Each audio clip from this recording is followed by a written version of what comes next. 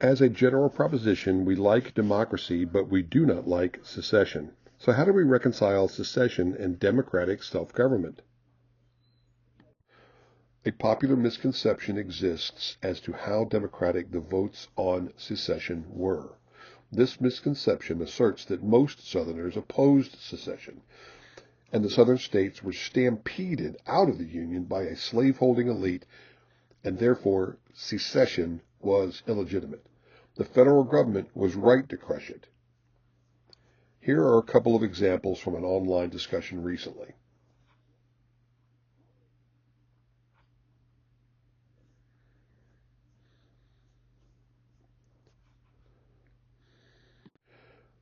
Here is a graphic example. Notice that the orange areas are for secession, but the lavender areas are, quote, against secession, unquote. A series of academics have weighed in on the issue. Here are a few examples. Michael Johnson, writing in the Georgia Historical Quarterly in 1972, wrote, quote, the most generous estimate of sentiment for secession was just over 50% of those voting.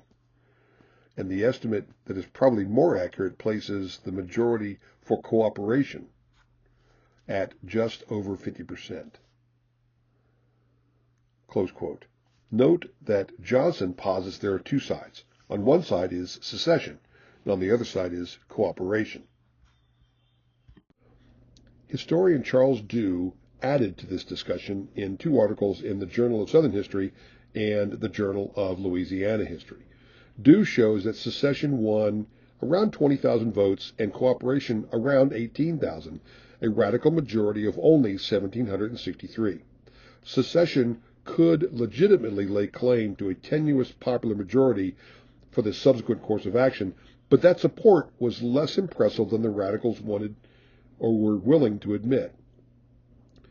Then Dew wrote that, quote, the secessionists won the election and they wanted to publicize this, but they had good reason to keep the precise details of the election to themselves, and their popular mandate could hardly be called overwhelming. Finally, Dale Baum, writing in the Journal of Interdisciplinary History, examined voter behavior in Texas. Baum presents apparent or possible fraud, but he doesn't prove the fraud because the data just don't support that. It's not detailed enough. But there's also little reason the fraud went only in one direction, pro-secession, unless one believes that Unionists were inherently honest and secessionists were inherently dishonest. It seems more likely that if there was any voter irregularities, it went both ways.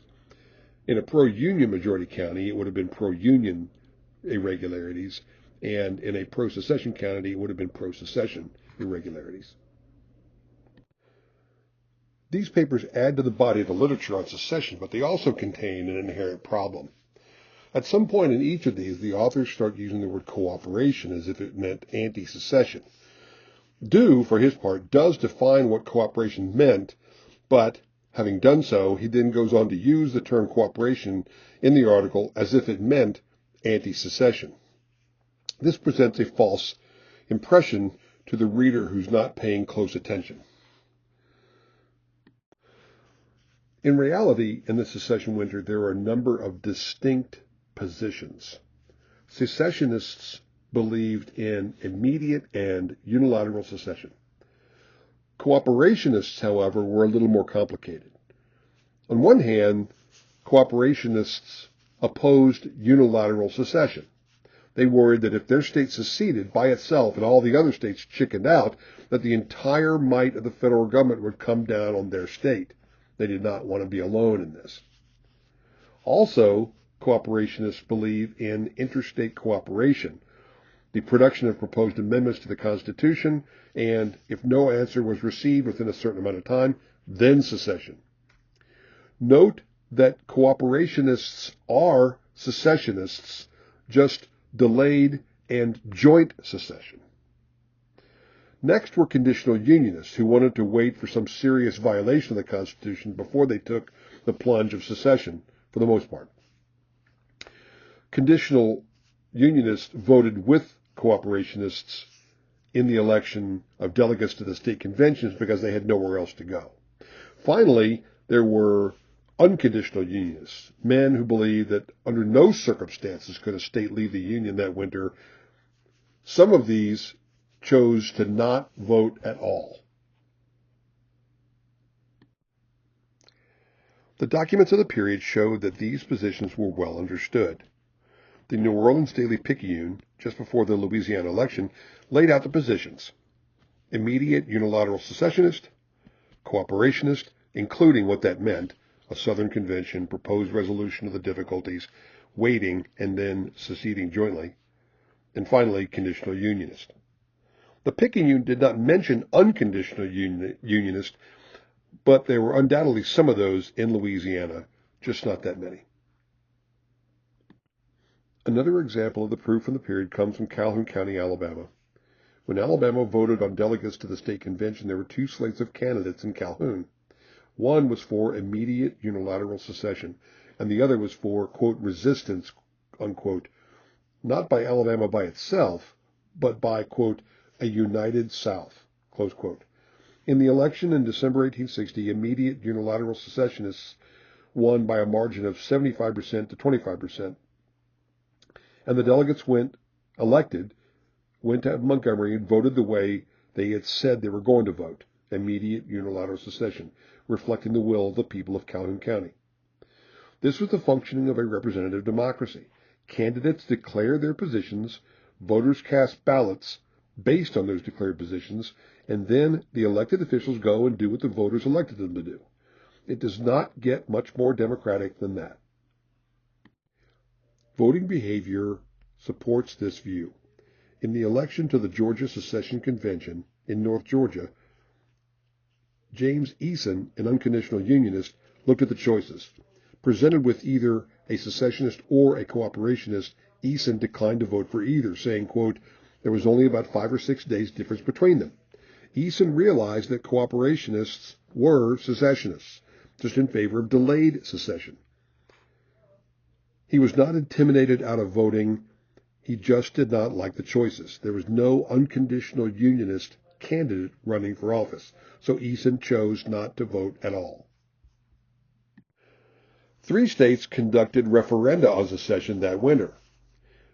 Because the election of delegates to the Texas State Convention had been irregular, because Governor Houston had refused to convene the legislature to pass the law calling for the election, the Texas Convention voted to secede from the Union pending a vote by the people of the state of Texas itself in a direct up or down referendum.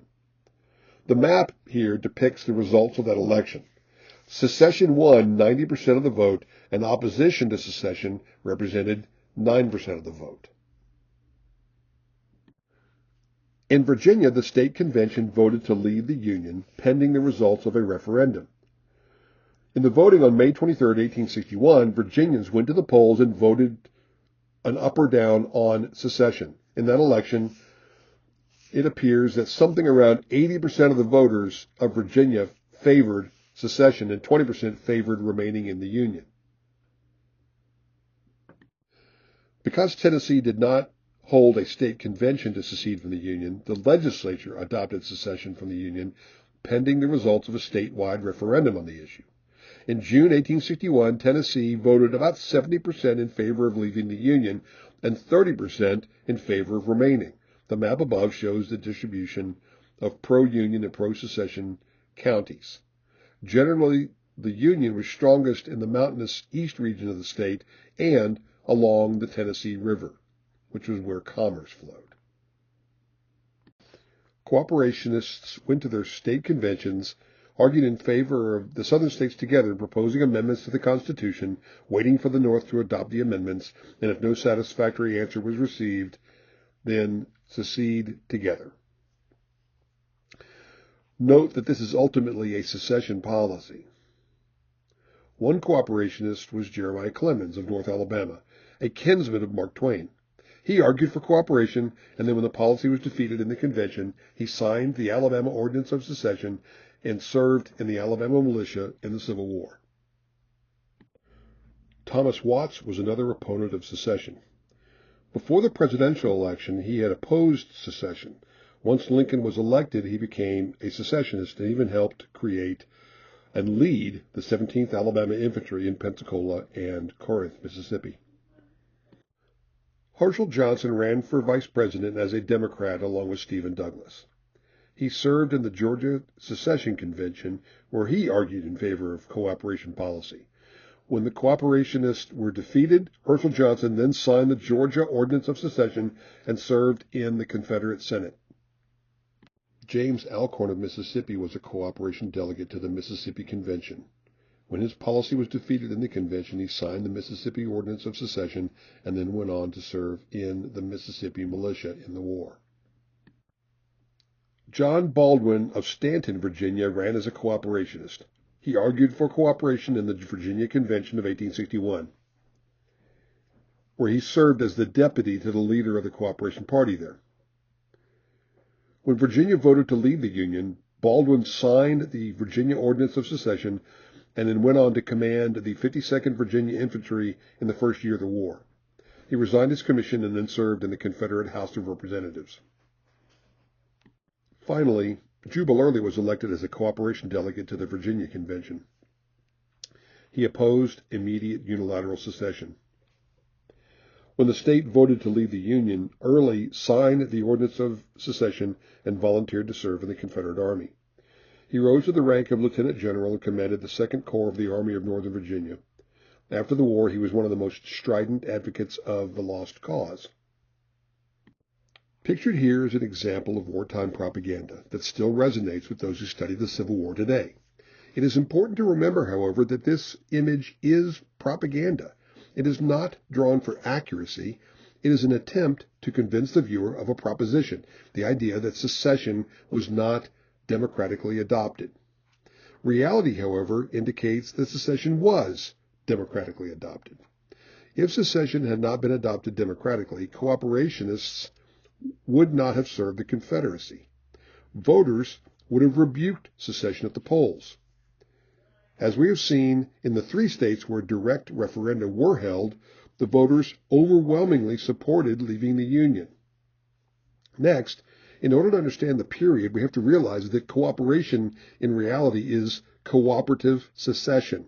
Cooperationists were secessionists, just secessionists who wanted to give the North one last chance to repair the breach, and then, failing that, to secede cooperatively.